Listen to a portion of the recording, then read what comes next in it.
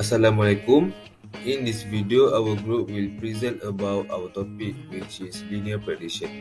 First of all, this video was prepared by Adil Maziad, Abdullah Muhammad, Yahya, and Aiman.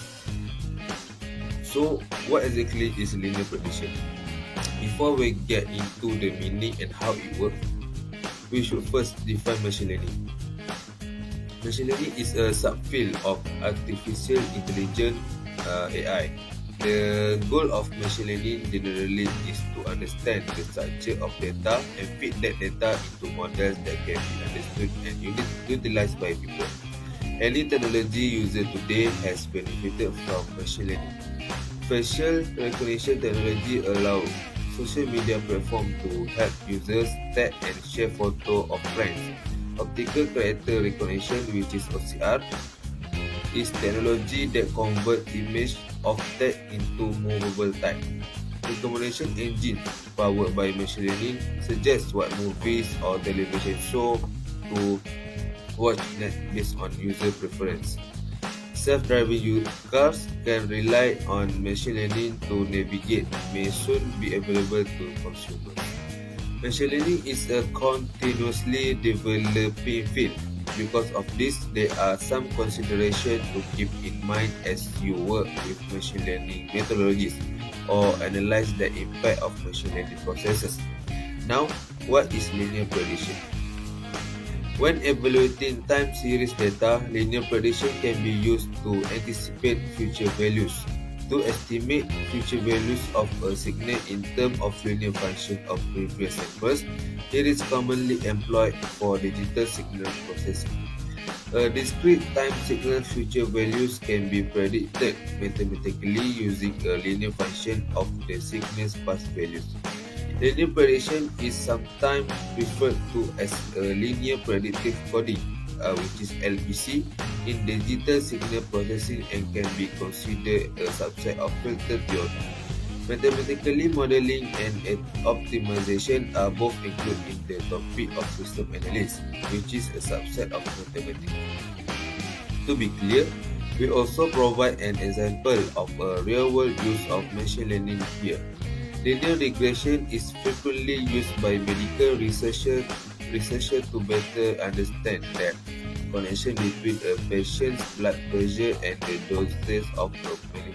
Researchers may, for example, offer different doses of a medicine to patients and monitor how their blood pressure responds to the treatment. They might use dose as a predictor and blood pressure as a response variable in a simple linear regression model. The following would be the regression model. Blood pressure equal to the beta 0 plus beta 1, which is a dosage. The coefficient beta 0 would represent the expected blood pressure when dosage is 0.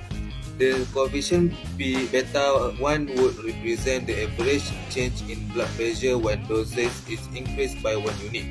If beta 1 is negative, it will mean that an increase in dosage is associated with a decrease in blood pressure. If beta 1 is close to 0, it will mean that an increase in dosage is associated with no change in blood pressure. If beta 1 is positive, it would mean that an increase in dosage is associated with an increase in blood pressure. Depending on the value of beta 1, researchers may decide to change the dosage given to the patient. There are a total of 5 types of regression. The first one is lasso regression, the second one is bridge regression, the third one is polynomial regression, the fourth one is logistic regression, and the final one is linear regression. First, I'm going to talk about linear regression.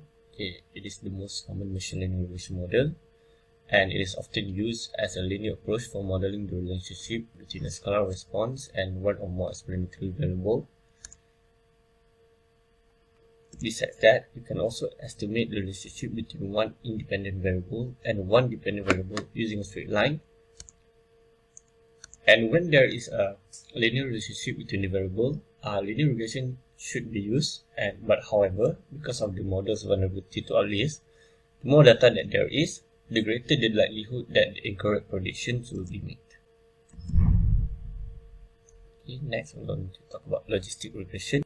Logistic regression is a statistical analysis method to predict a binary outcome, such as a yes or no, based on prior observation of a dataset. There are three types of logistic regression that includes binary, multinomial, and ordinal. And in the logistic regression, the CMOD function is utilized to show how the target and the independent variables are related. There are a few of consideration to make when implementing a logistic regression.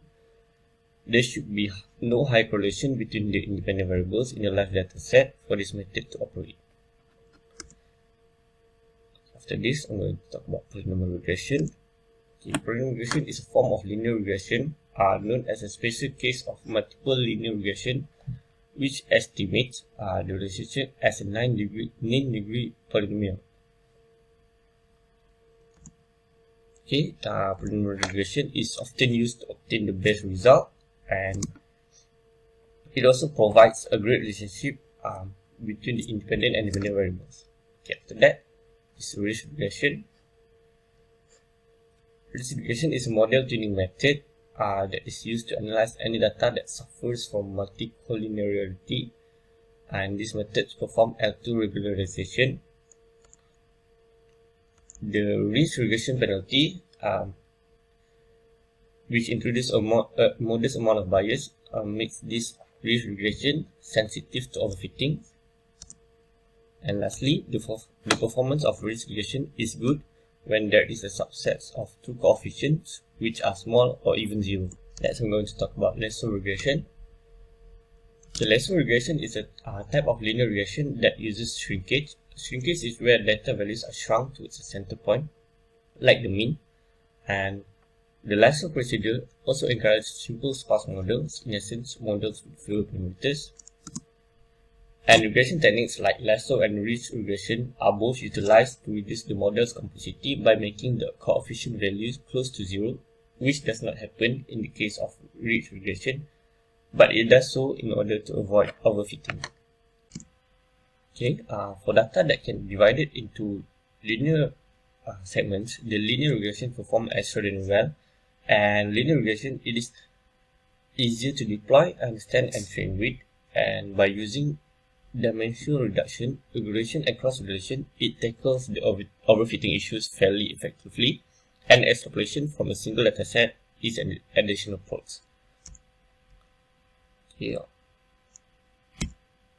On the other hand, this is the disadvantage of linear regression. Okay, assumption that dependent and independent variables follows a straight line, and noise and overfittings, like mentioned before, are common problems. Outliers have high impact on the results of linear regression, and multicollinearity is a possible outcome. Okay, this is the conclusion of linear prediction machine learning. So linear prediction, it proves that it has a lot of benefits, and the pros of when using linear prediction, it outweighs the cons. Moreover, regression should only be used where it is appropriate and where there is sufficient quantity and quality of data to give the analysis meaning beyond your sample.